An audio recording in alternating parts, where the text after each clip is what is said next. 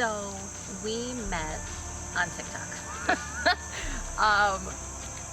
I was posting videos and he would comment on all of them, and then eventually I would do live stream and I would talk to people on there, and he would come in and his username was Magic Mike. Absolutely. So I was like, I'm not. Absolutely. I was like, I'm not even. I don't even want to mess with you. And I started looking at his videos, and just everything he posted, it was just so like beautiful, and like he just seemed so smooth, and I'm not like really into that. Like, no, he must be arrogant. I don't want to talk to him. Like, forget it. But he was persistent, and I kept stalking you every day. Every single day. Every time you was live, I was like, I'm there. Yeah, he was there every time. And then, you know, we got to know each other a little bit more, and I was like, all right, he seems like a nice guy.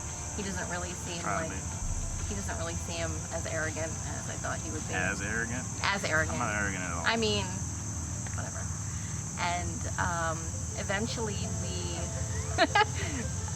we started talking off of TikTok. And he was very respectful about that too. He was like, hey, can I have your number? I understand if you don't want to give it to me, because I know there's creepos out there.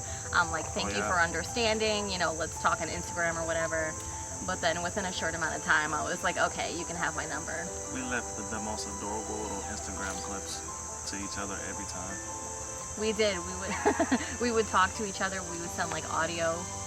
Little audio voice clips to each other. And I still have them saved on my phone. Me too. And yeah, from there we was just talking. We were talking all day, every day, and then we would video chat on Facebook, literally 24/7. Literally. While we were sleeping. Creepy. Why are you at work? Yep, I was just watching you snore. No, that's why I muted it, so you couldn't hear me snore. You know, when I went to work, I would lock myself in the office, and we would just video chat the entire day. And then eventually we had talked about meeting, and it was supposed to be with a couple different people, right? Yeah, like a couple different people that we knew on TikTok. We were all gonna meet in Kentucky, but then they were like, nah. And I was secretly happy. You were secretly happy? So, I drove to Kentucky. That was the whole 12 hours of my life. Fun times. And then, you were so shy. I got to the hotel room and like you showed up, and he was so shy, it was insane. Wow. Like I couldn't even get you to look at me. That's just how I am. Yeah. It went away though, because over time, because you got to get comfortable. You got to get the feeling for what you're doing. Yeah, there you I go. was nervous until I saw you, and then I was like, this is hilarious, and then I loosened up right away. Yeah, I didn't. And I sat down and I was like, I dare you to look at me for 30 seconds. And you did. were like, I can. I did. I did, and then I looked away at 31. Yeah. So I think the thing that I love about you most is your patience. I have a lot of patience. You have a lot of patience, and I need that as a Cancer. Don't be using signs as excuses. Well, that's what I love about you the most. Your turn. I love that you are pretty. No. I love your personality. You're very like cheerful and always wanting to do things, and you're such a sweetheart.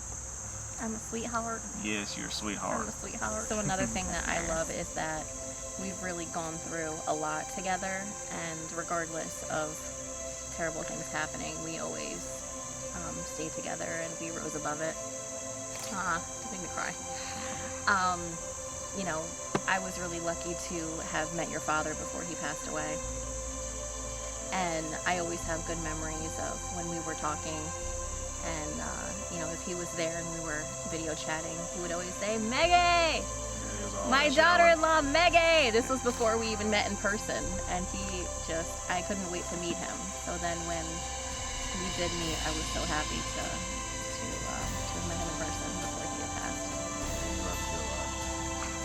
I could tell without even knowing me. And then when we did meet, he was like, hey, you look familiar. I'm like, well, unless you've been to New York, I shouldn't. He's like, no, on the phone. I'm like, okay. Yeah. So then our first kiss was hilarious because you were so shy. Super shy. But then you talked this like big game before we met. So I like did not expect you to be this shy. So yeah. So we were hugging and I was just like looking up at you and I was like I was like waiting and then like you could hardly look at me still because it was still just a few minutes in from actually meeting. Yeah. And you bent down and you kissed me really softly and then you were like and you were like blushing. I giggled. You did giggle. Yeah. That was sweet.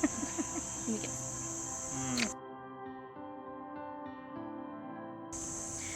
So we went to the jewelry store together, and because I think we both wanted me to have something that I would like. I wanted to have something that I wanted to like. That's true. Yeah. Yeah, you were trying to get me to get another one. It was like a three diamond. Yeah, that didn't work out. The 3 piece. And I said, no, I don't want that one. I wanted a princess cut, you know, the square one, but also with character. You know, something that is dainty and classy, but it has like a little bit of character. And this one, it's two-tone. On the inside, it has rose gold. And it was square, so I was like, I think that's the one. And I got blue diamonds. You did get blue diamonds in your wedding ring. That was important to me. So I was very happy with both the rings we ended up getting. So like the Titanic, you have like the heart of the ocean, the blue diamond. You're gonna throw it in after the wedding? Absolutely. No. Yeah, and then you know, you did not propose for a while, which made me angry. And you would remind me all the time. I would remind you all the time. You know, and you know, you took your time. I think you were waiting for me not to Think about expect it. Yeah. As everybody. Yeah. But I think what you did was pretty perfect because, you know, we've known a lot of loss, and you know, that September we had a big loss, and you saw me at my worst,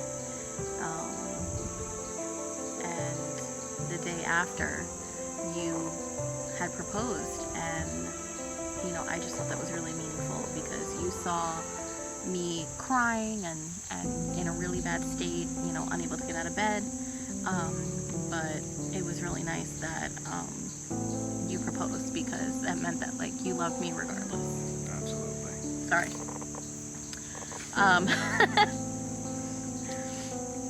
Yeah, so that was our proposal. You did it in your pajamas. Absolutely. You just got down on your knee in our bedroom. Yep. While when I was on my way to go get my nails done. I think I told you forgot something. Yeah, I was walking out the door and you're like, you forgot something. I'm like, what? What did I Here forget? I am behind the door on one knee, like. I'm like, really? So yeah, that day I was really trying to feel better about myself. So I was gonna go and get my nails done and my hair done. And I had to let you show the ring off. Yeah, I went there. You got your nails done. And everybody was coming at me. They, you know, wanted to say sorry for everything that had just happened, but they came up to me and I was like, "Hi, Yeah, exactly. how are you?" It worked. It worked. So that was good stuff.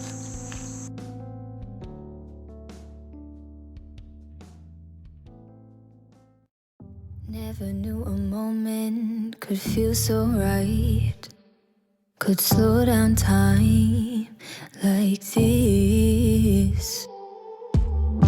Everything I needed is in your eyes and in your mind.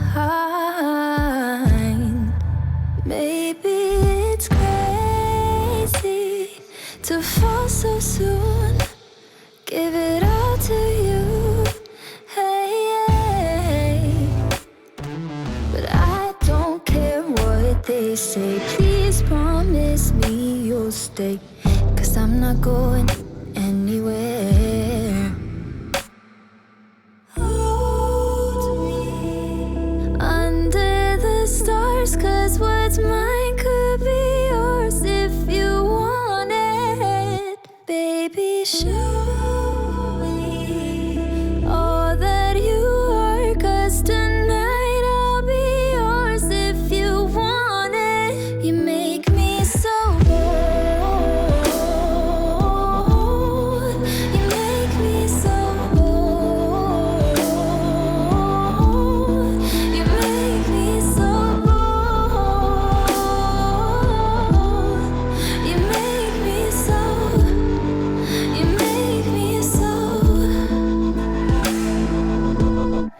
There's no second guessing, I can be myself. You understand so well.